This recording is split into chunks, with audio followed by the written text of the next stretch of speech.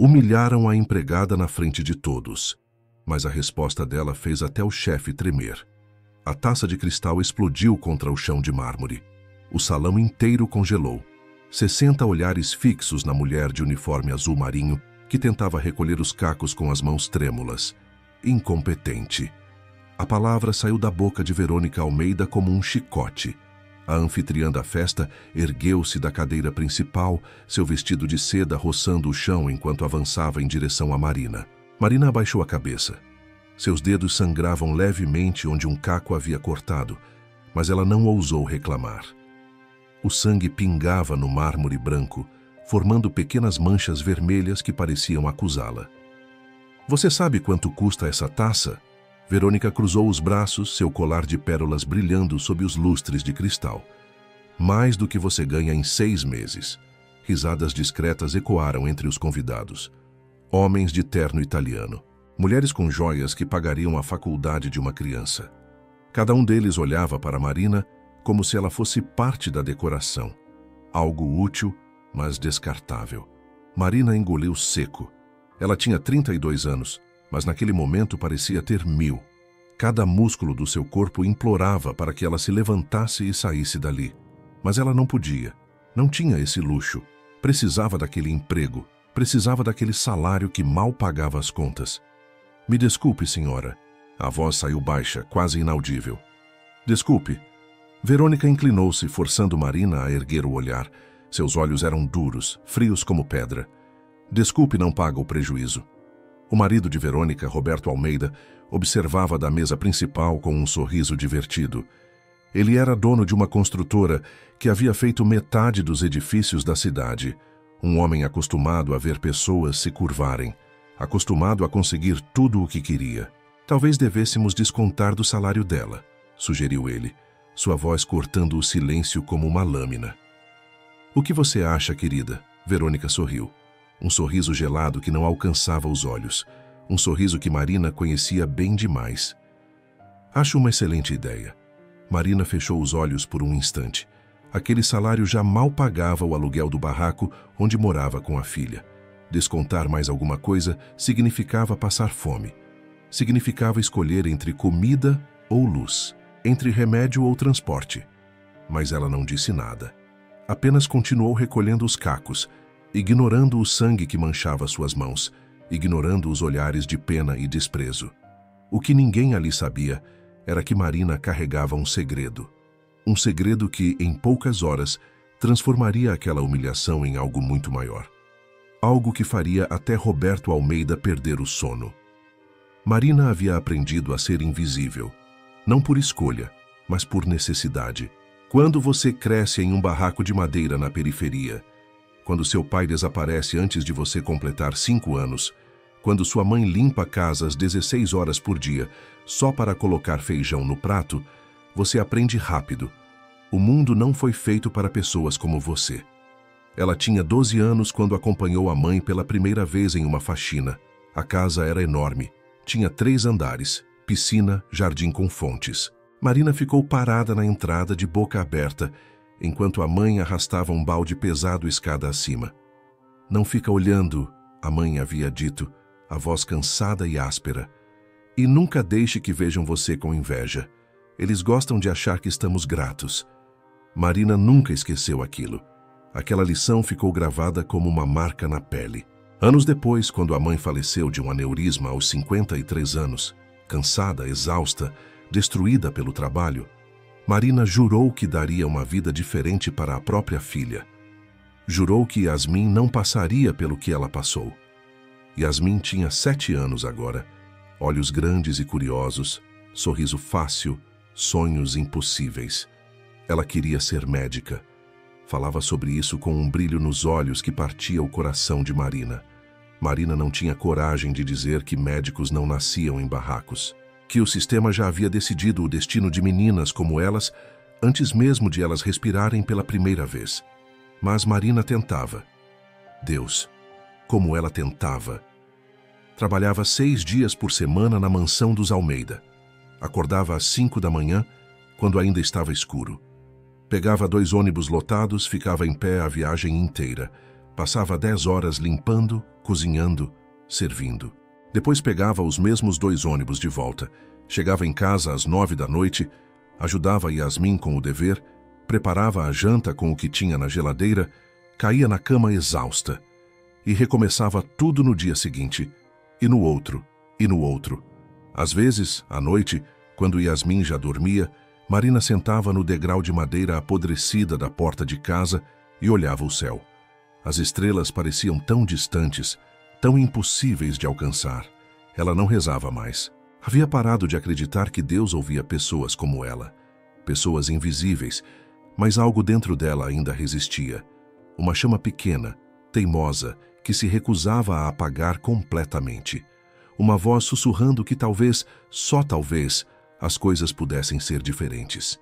Era essa chama que a fazia acordar todo dia, que a fazia aguentar as humilhações de Verônica sem revidar, que a fazia engolir a raiva quando Roberto a olhava de um jeito que a fazia sentir suja, quando ele passava perto demais, quando seus comentários tinham segundas intenções. Marina sabia o que era invisibilidade, mas o que ela não sabia ainda era que, às vezes, as pessoas invisíveis são as que mais enxergam. São as que estão nos cantos, nas sombras, observando tudo. E ela havia visto muita coisa naquela casa. Coisas que Verônica e Roberto achavam que ninguém notava. Coisas que eles discutiam em voz baixa, pensando que as empregadas eram surdas ou burras demais para entender. Conversas ao telefone quando achavam que estavam sozinhos. Documentos deixados sobre a mesa do escritório. Reuniões tarde da noite com homens de terno escuro e olhar nervoso. Envelopes grossos trocando de mãos. Marina não entendia tudo, não tinha instrução para isso, mas entendia o suficiente para saber que algo estava errado, muito errado. Tinha cheiro de coisa ilegal, de gente trapaceando o sistema. E naquela noite, enquanto limpava os cacos da taça quebrada com as mãos sangrando, enquanto ouvia as risadas dos convidados ricos, enquanto sentia o peso da humilhação sobre os ombros, algo dentro dela começou a mudar. A chama ficou maior, mais quente, mais perigosa. Marina ainda não sabia, mas aquela seria a última vez que ela abaixaria a cabeça. A humilhação da taça foi apenas o começo. Verônica ordenou que Marina continuasse servindo a festa, mesmo com as mãos cortadas. Não ofereceu band-aid, não ofereceu desculpas. Apenas um olhar frio e a ordem cortante. Volte ao trabalho, agora.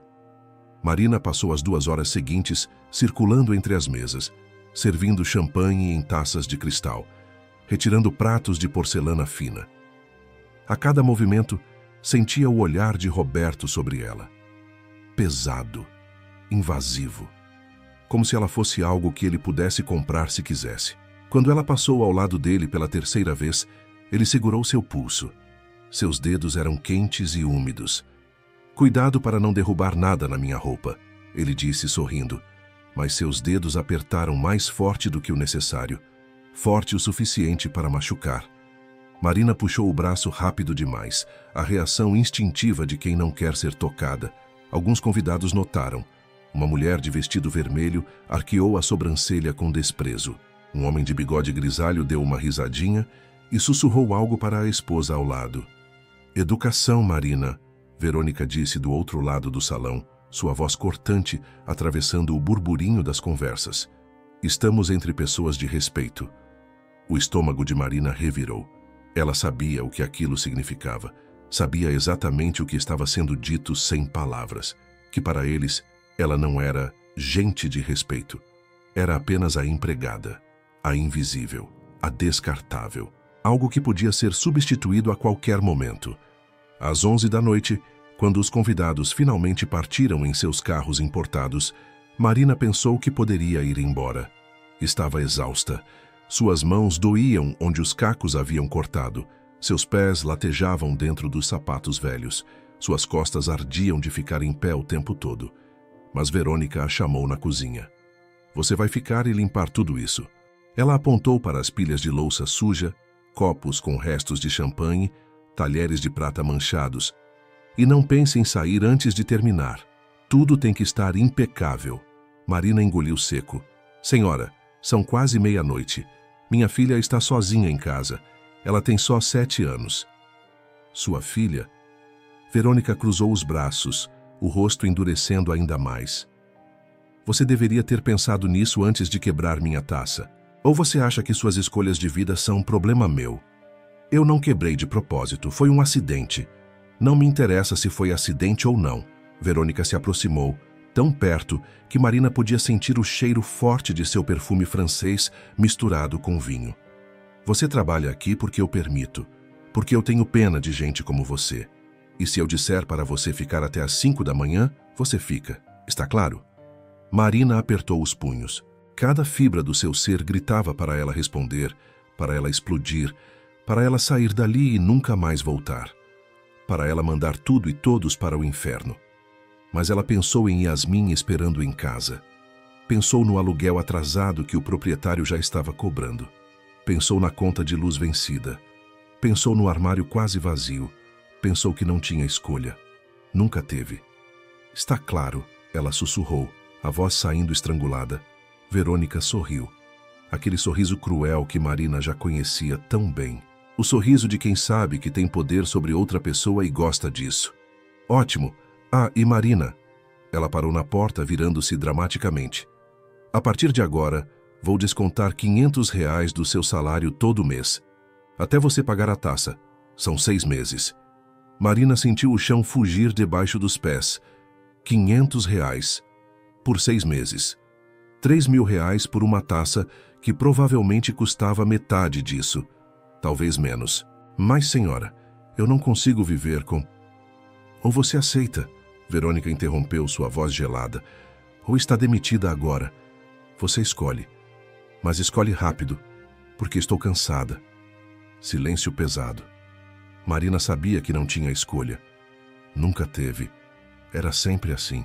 Os ricos escolhiam e os pobres aceitavam.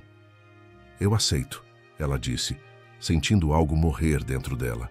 Verônica saiu, deixando Marina sozinha na cozinha gigantesca, cercada por louça suja e pela sensação esmagadora de que o mundo inteiro estava contra ela. De que não importava o quanto ela tentasse, nunca seria suficiente. Nunca seria nada além de uma empregada que eles podiam humilhar quando quisessem. Foi então que ela ouviu. Vozes vindo do escritório de Roberto. A porta estava entreaberta, uma linha de luz amarela cortando o corredor escuro. Marina não deveria ouvir, não deveria se aproximar. Sabia disso. Mas ela ouviu seu nome, claro como um sino, e algo dentro dela, algo instintivo, a puxou para mais perto. Ela precisava saber. Precisava entender o que eles estavam dizendo sobre ela.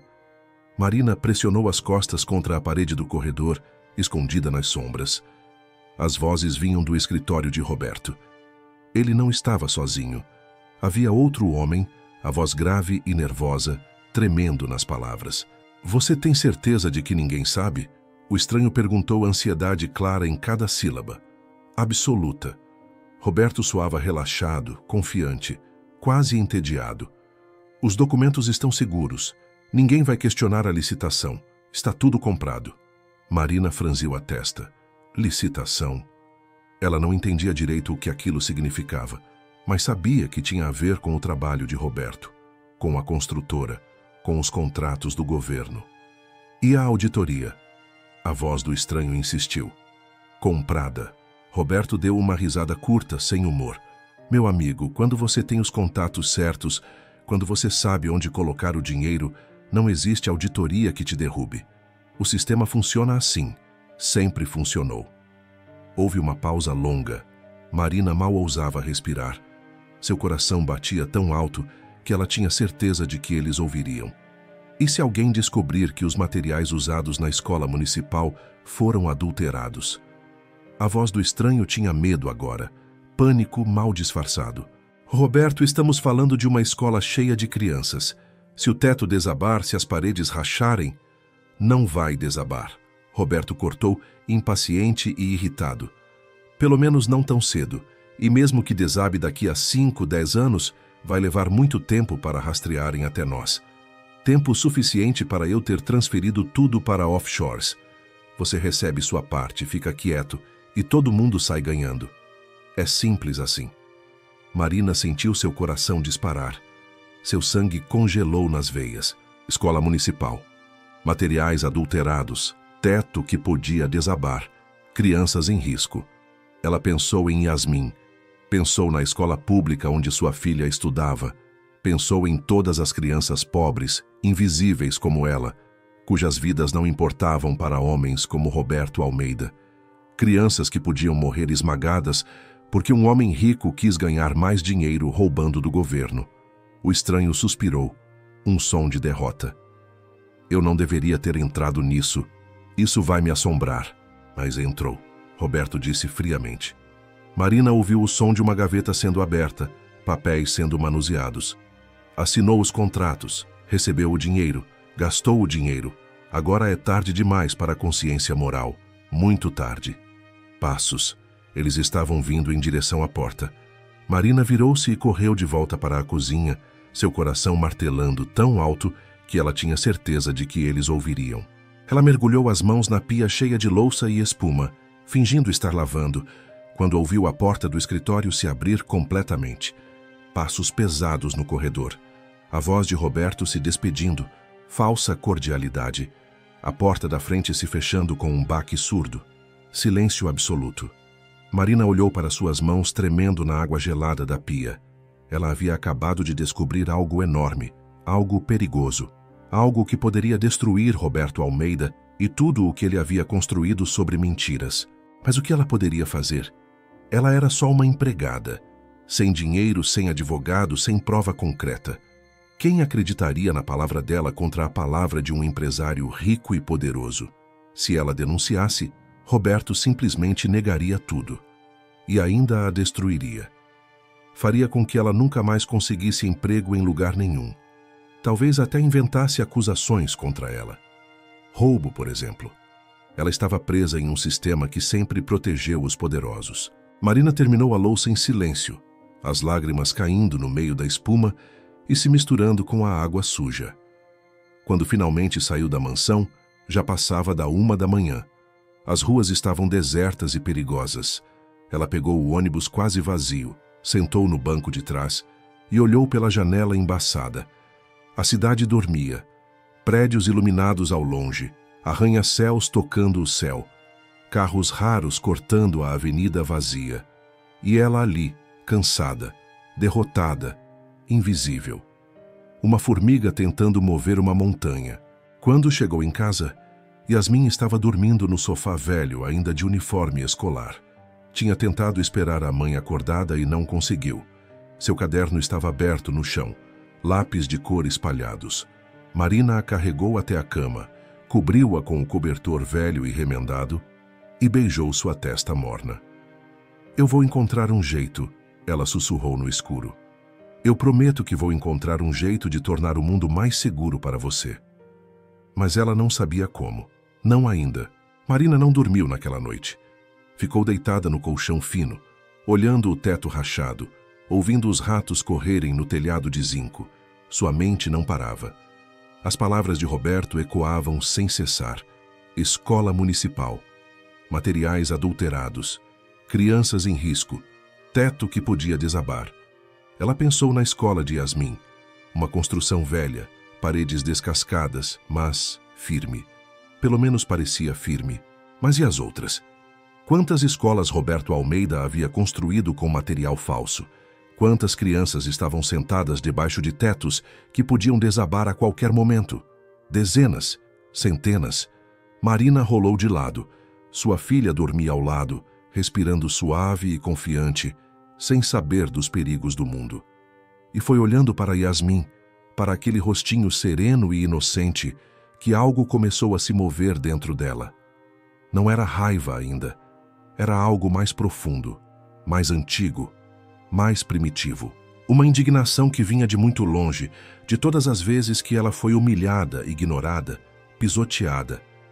De todas as vezes que o mundo disse que ela não importava, que sua vida não valia nada, que ela devia aceitar calada. Mas agora não era só sobre ela, era sobre Yasmin.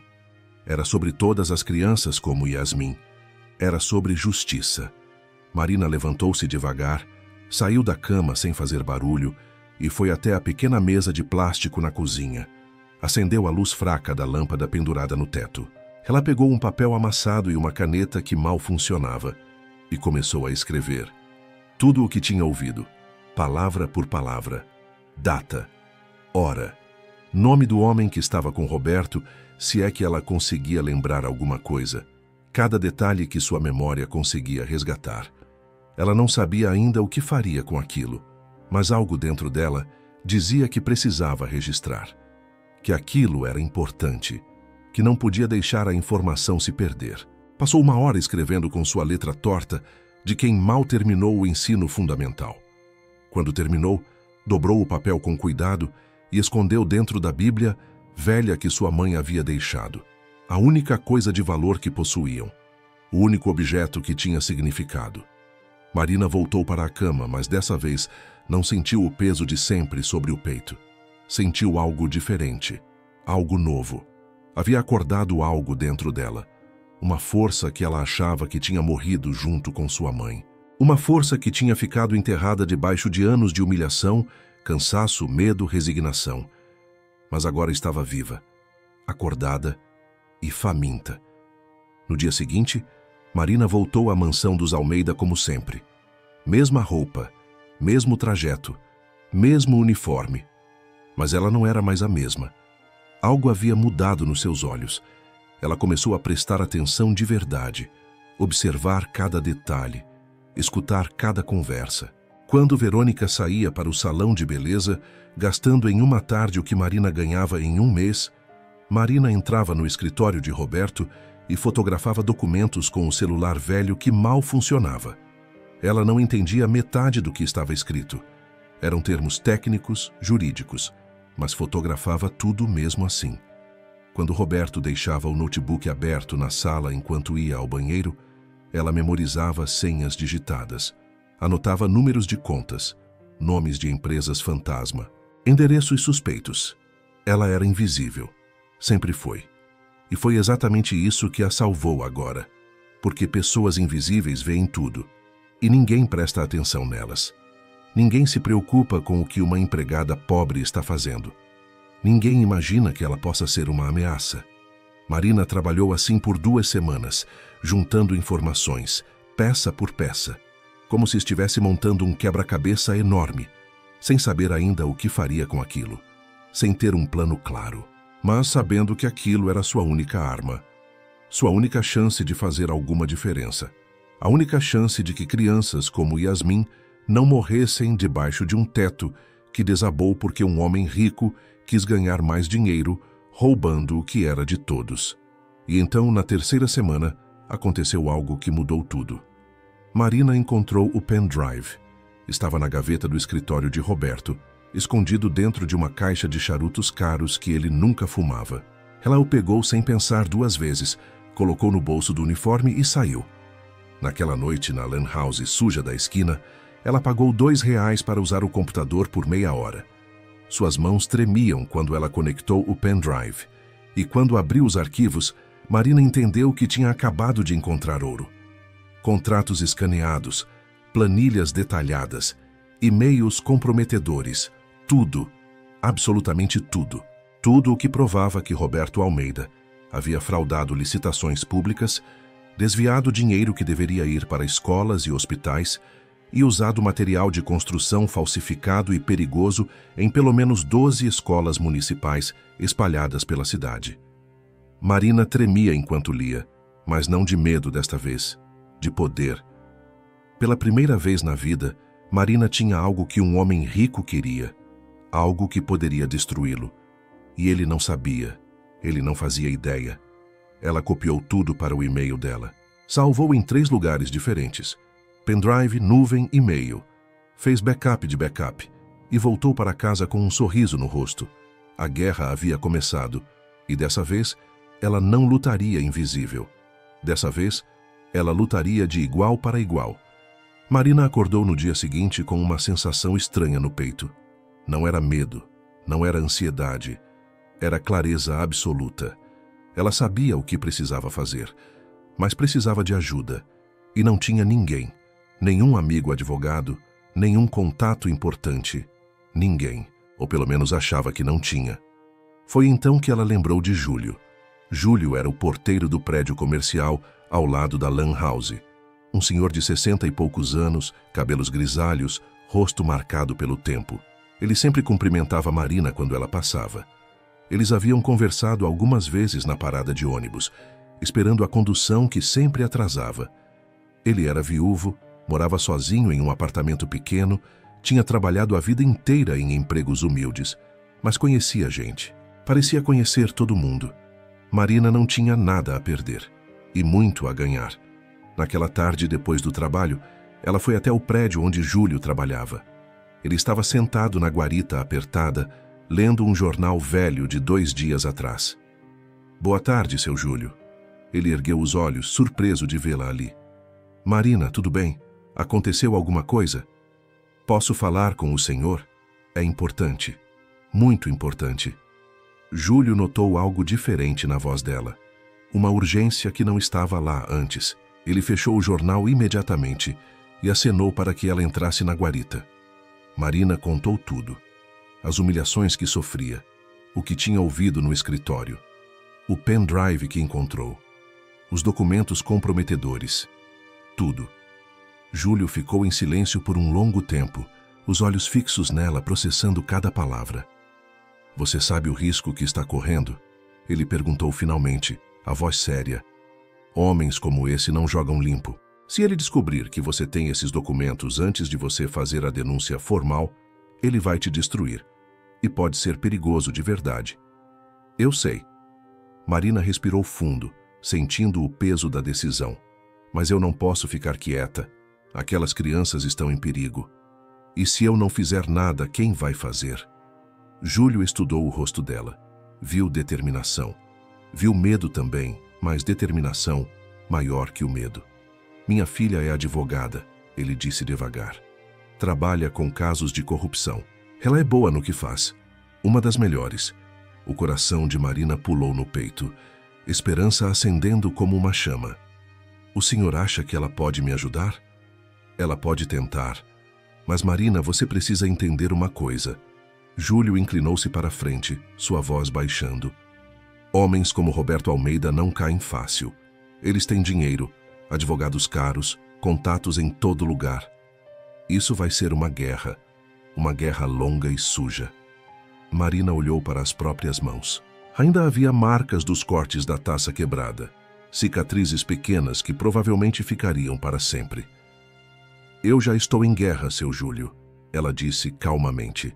"A vida inteira. Só que agora eu tenho munição." Júlio sorriu. Pela primeira vez, Marina viu respeito genuíno nos olhos de alguém. Não pena. Respeito. Ele pegou o celular e ligou para a filha. Explicou a situação com cuidado, medindo cada palavra. Marcou um encontro para o dia seguinte.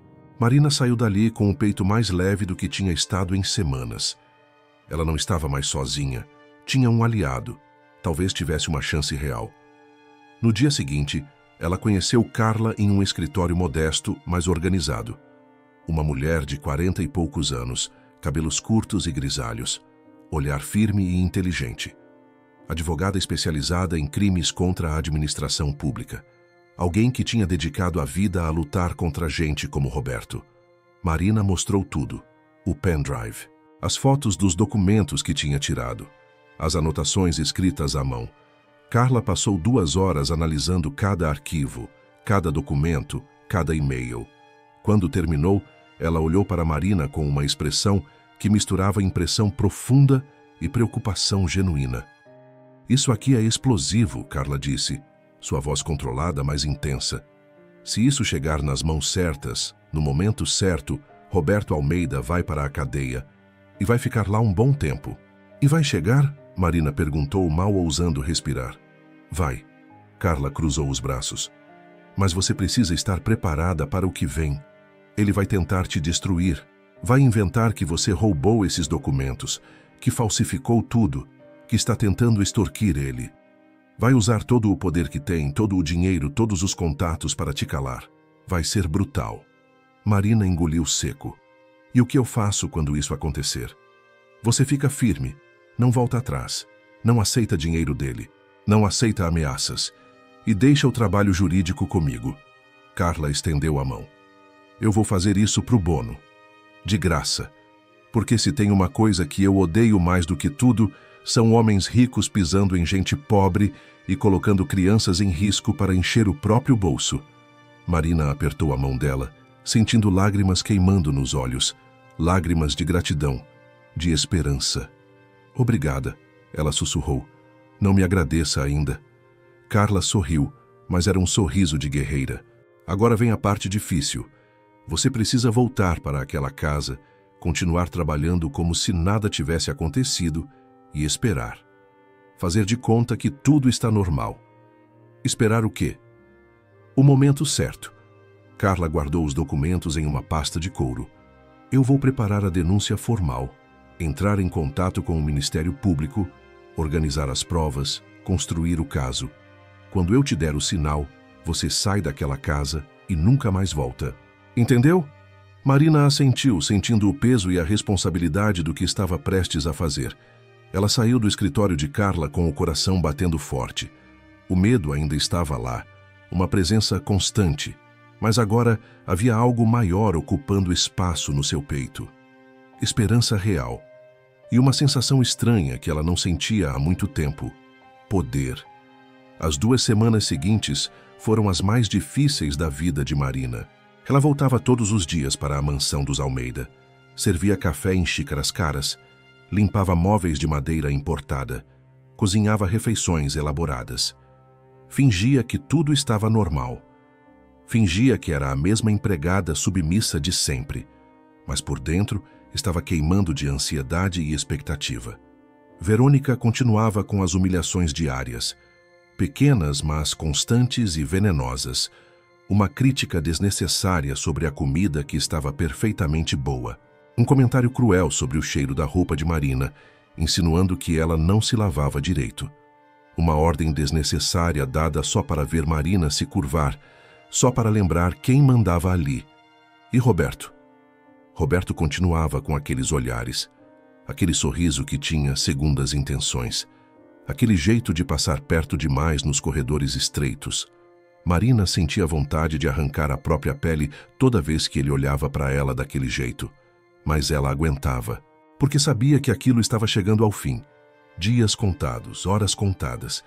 Mas então, numa quinta-feira de tarde, aconteceu algo que quase destruiu tudo.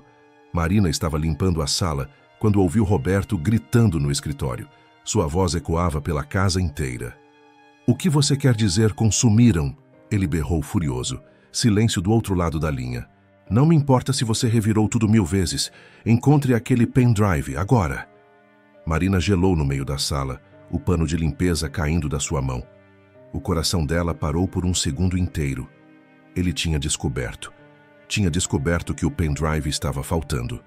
Roberto saiu do escritório como um furacão, seu rosto vermelho de raiva, as veias do pescoço saltadas e pulsando. "Marina!" Ele gritou, procurando por ela. Ela virou-se devagar, tentando controlar o tremor nas mãos, tentando manter a voz calma. "Sim, senhor. Você entrou no meu escritório nas últimas semanas?" Ele avançou em passos largos, invadindo o espaço pessoal dela. "Eu limpo o escritório todo dia, senhor. Faz parte do meu trabalho." "Não é isso que eu perguntei." Ele parou tão perto que Marina podia sentir seu hálito quente no rosto. "Você mexeu em alguma coisa? Abriu gavetas? Pegou algum objeto?" Marina sabia que qualquer hesitação seria uma confissão imediata. Qualquer gaguejo, qualquer olhar desviado. "Não, senhor. Eu só limpo e saio. Não mexo em nada que não devo." Roberto a encarou por longos segundos que pareceram eternos. Seus olhos vasculhavam o rosto dela com intensidade, procurando mentira, medo, culpa. Qualquer sinal de que ela sabia de alguma coisa. Marina o encarou de volta, firme, direta, sem desviar os olhos. Foi a primeira vez na vida que ela não abaixou o olhar diante de um patrão. A primeira vez que ela se permitiu encarar de igual para igual. E Roberto notou. Algo mudou em sua expressão. A raiva se misturou com desconfiança, com um medo pequeno que ele não conseguiu esconder completamente. Se eu descobrir que você tocou em alguma coisa minha, ele cuspiu as palavras devagar. Eu acabo com você. Eu destruo você, sua filha, tudo o que você tem. Você me ouviu bem? Marina apertou os dentes. Cada célula do corpo dela gritava para ela explodir, gritar de volta, dizer tudo o que estava pensando, tudo o que ela sabia. Mas a voz de Carla ecoou na sua cabeça. Espere o momento certo. Não se precipite. Então Marina apenas assentiu uma vez, controlando a tempestade dentro dela. Roberto saiu batendo a porta com tanta força que um quadro caiu da parede. Naquela noite, Marina recebeu uma mensagem de Carla no celular velho. Amanhã, 10h da manhã, Ministério Público, esteja pronta, é agora. Marina leu a mensagem 3 vezes, seu coração acelerando. Ela estava tremendo das mãos aos pés. Era amanhã. Tudo ia explodir amanhã. Todo o castelo de cartas de Roberto ia desmoronar. Mas então, às 10 da noite, quando Marina estava quase saindo, Verônica bateu na porta do quartinho apertado onde Marina guardava os materiais de limpeza. Você vai dormir aqui hoje. Não foi um pedido, foi uma ordem. Marina franziu a testa, confusão misturada com pânico. Como assim, senhora? Roberto está paranoico com não sei o quê. Acha que alguém roubou alguma coisa dele. Verônica cruzou os braços, bloqueando a saída. Quer ter certeza de que ninguém sai ou entra da casa até ele descobrir o que aconteceu. Então você vai dormir aqui, eu tranco a porta agora, amanhã de manhã eu abro. O sangue de Marina congelou nas veias, seu estômago revirou. Mas minha filha está sozinha.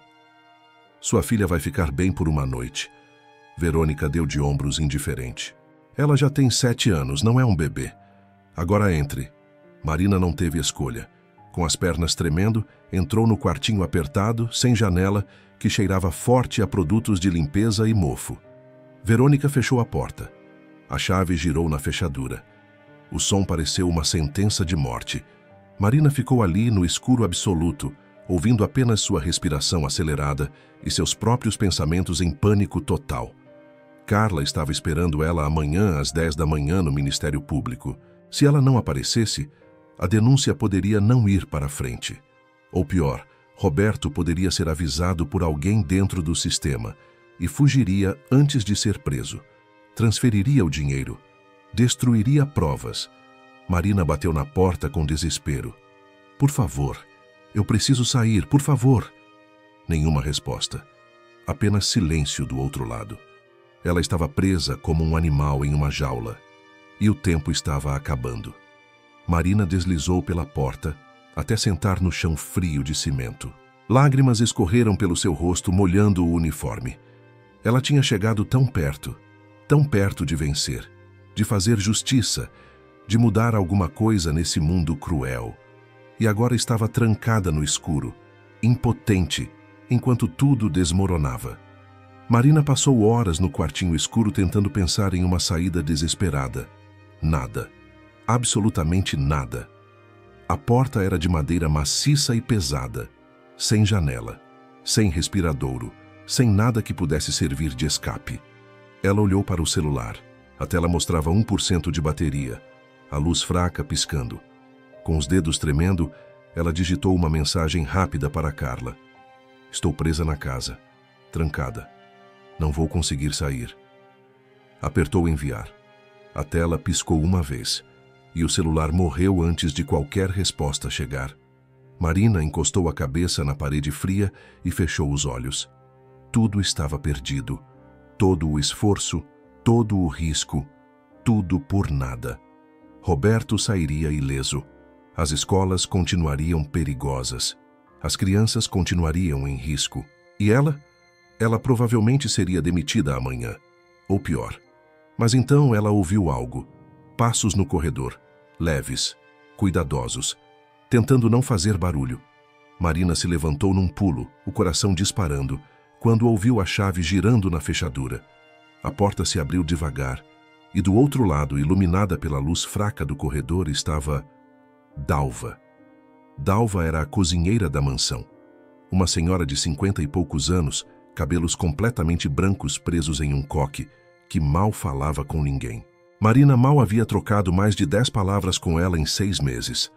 Rápido, Dalva sussurrou urgentemente. Você tem 10 minutos antes de Verônica acordar para ir ao banheiro. Talvez menos. Marina estava paralisada de choque. Por que você está... Porque eu ouvi. Dalva interrompeu, enfiando um pequeno papel amassado na mão de Marina. Eu ouço tudo nessa casa. E porque eu também tenho filhos e netos. E todos eles estudam em escola municipal. Todas construídas por esse monstro. Marina olhou para o papel dobrado. Eram números escritos à mão. Um endereço. O que é isso? O lugar onde Roberto guarda os documentos originais, os contratos verdadeiros. Tudo o que ele esconde da esposa, dos sócios, de todo mundo. Dalva respirou fundo, seus olhos brilhando de lágrimas contidas. Eu trabalho aqui faz 15 anos. Eu sei coisas, muitas coisas. Coisas que você precisa para acabar com ele de vez. Marina sentiu as lágrimas voltarem, mas desta vez eram diferentes. Eram lágrimas de gratidão, de esperança renascida. Obrigada, ela sussurrou, a voz quebrando. Muito obrigada. Vai logo. Dalva empurrou-a suavemente em direção aos fundos, antes que seja tarde demais. E Marina? Ela segurou o braço de Marina por um momento. Acaba com esse homem. Pelo bem de todas as nossas crianças. Marina correu. Saiu pela porta dos fundos que Dalva havia destravado. Pulou o muro baixo da área de serviço, machucando o joelho, e correu pelas ruas escuras e vazias até chegar na avenida principal. Eram 5:30 da manhã. O céu começava a clarear. Ainda estava escuro, mas havia esperança no horizonte. Ela pegou um Uber com os últimos R$ 20 que tinha guardados e foi direto para o escritório de Carla, rezando para que ela já estivesse lá. Carla estava lá, já de pé vestida, com 2 xícaras de café fumegante sobre a mesa. Pensei que você não viesse, ela disse, o alívio claro em seu rosto. Quase não vim. Marina mostrou o papel amassado com o endereço, mas agora eu tenho ainda mais. Carla leu o endereço, pegou o telefone e ligou para seus contatos no Ministério Público. Explicou a situação, a urgência, o risco de fuga. Em 2 horas tensas, eles tinham um mandado de busca e apreensão assinado por um juiz federal. Às 10 da manhã em ponto, Marina, Carla e 6 agentes federais armados e com coletes à prova de balas estavam na porta do escritório particular de Roberto Almeida, no centro da cidade. Ele estava lá, sentado atrás da mesa enorme de mogno, falando ao telefone, confiante e poderoso como sempre. Até ver Marina entrando pela porta ao lado dos agentes. Seus olhos se arregalaram. Confusão total. Depois compreensão. Depois raiva pura. O que diabos? Ele começou a se levantar. Roberto Almeida, um dos agentes disse com voz firme, mostrando o mandado. Você está sendo investigado por fraude em licitação, desvio de verba pública, falsificação de documentos, formação de organização criminosa e colocação de vidas em risco. Temos um mandado de busca e apreensão. Roberto levantou-se completamente, o rosto ficando vermelho, depois roxo. Isso é um absurdo. Eu tenho advogados. Eu conheço o juiz. Vocês não podem... Seus advogados não vão ajudar. Carla interrompeu, entrando atrás dos agentes. Temos tudo. Contratos originais e falsificados. E-mails detalhando o esquema. Planilhas com o dinheiro desviado. Gravações de conversas. E múltiplas testemunhas dispostas a depor. Roberto olhou para Marina e, naquele momento, vendo ela ali de pé, firme, sem tremer, ele finalmente entendeu tudo. Você. A palavra saiu como veneno puro. Você roubou meus arquivos, você é uma empregada imunda. Marina deu um passo à frente. Pela primeira vez na vida, ela não tremeu diante dele, não abaixou a cabeça, não desviou o olhar. Eu não roubei. Sua voz saiu calma, firme, poderosa. Eu salvei. Salvei as crianças que estudam nas escolas que você construiu com material falso só para roubar dinheiro. Salvei as famílias que poderiam perder seus filhos porque você quis ganhar mais alguns milhões que nem precisa. Você não é nada, Roberto gritou, perdendo completamente o controle. Você é uma empregada, Uma favelada. Ninguém vai acreditar em você contra mim. Marina sorriu. Um sorriso pequeno, mas genuíno e cheio de satisfação. Eles não precisam acreditar em mim, ela disse calmamente. Só precisam ver os documentos, ver as provas, ver os números. E está tudo aqui. Ela se virou para os agentes. Está tudo no pendrive que eu entreguei para a advogada. E tem muito mais onde ele esconde. Os agentes reviraram o escritório metodicamente. Abriram cofres. Quebraram gavetas trancadas. Encontraram tudo. Arquivos físicos escondidos. Documentos originais. Listas de propina com nomes de políticos e fiscais. HDs externos. Mais pendrives. Roberto foi preso ali mesmo, algemado na frente de secretárias chocadas e sócios apavorados. E quando os agentes o levavam algemado em direção à viatura, ele parou exatamente na frente de Marina. Você vai pagar por isso, ele disse baixinho, venenoso. De um jeito ou de outro, você vai pagar caro. Marina o encarou pela última vez, e pela primeira vez na vida, ela não sentiu medo nenhum. Eu já paguei, Roberto, ela disse suavemente, a vida toda, mas agora é você quem vai pagar, e vai pagar por muito tempo.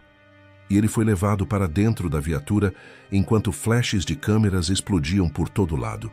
A notícia explodiu na cidade como uma bomba nuclear.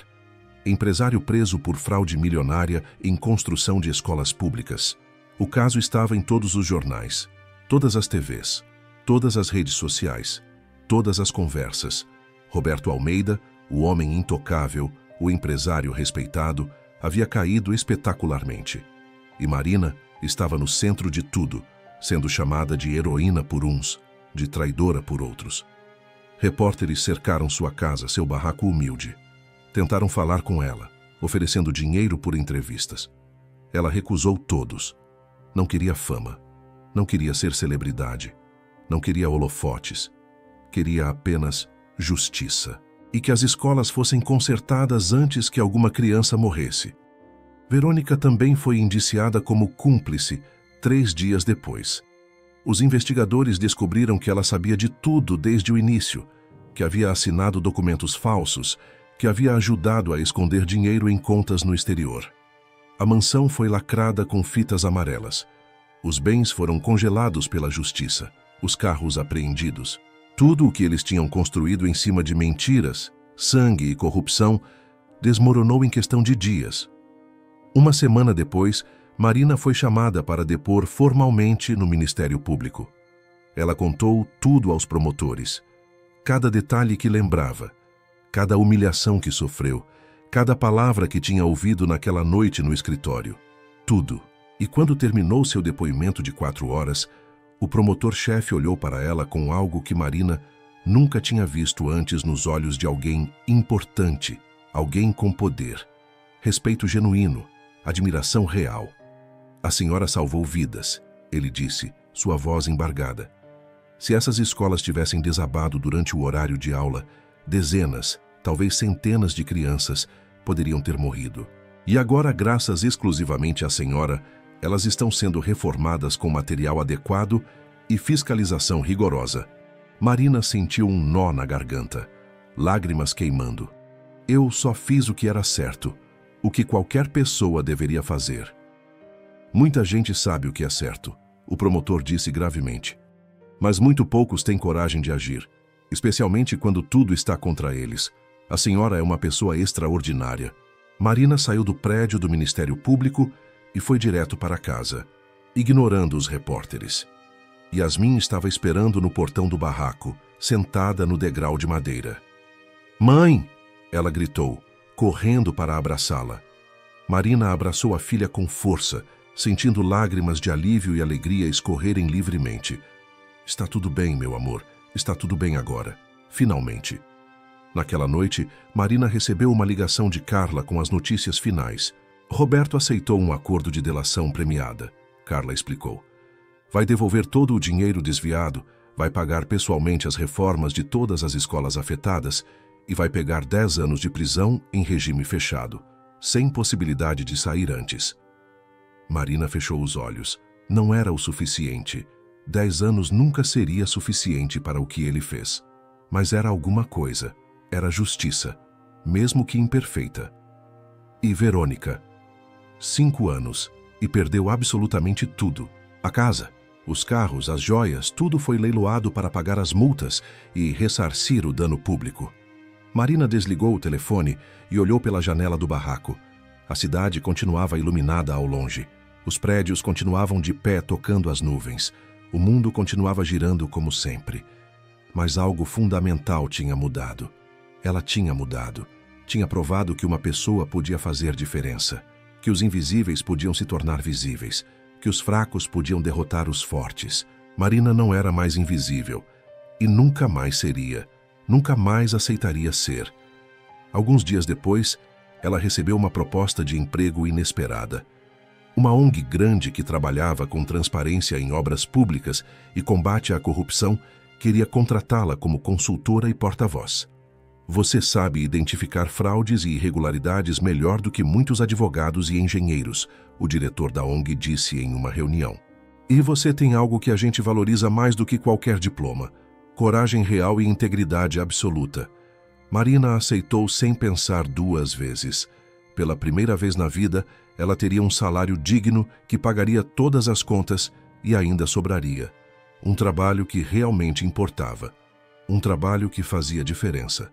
Uma chance de ajudar outras pessoas como ela.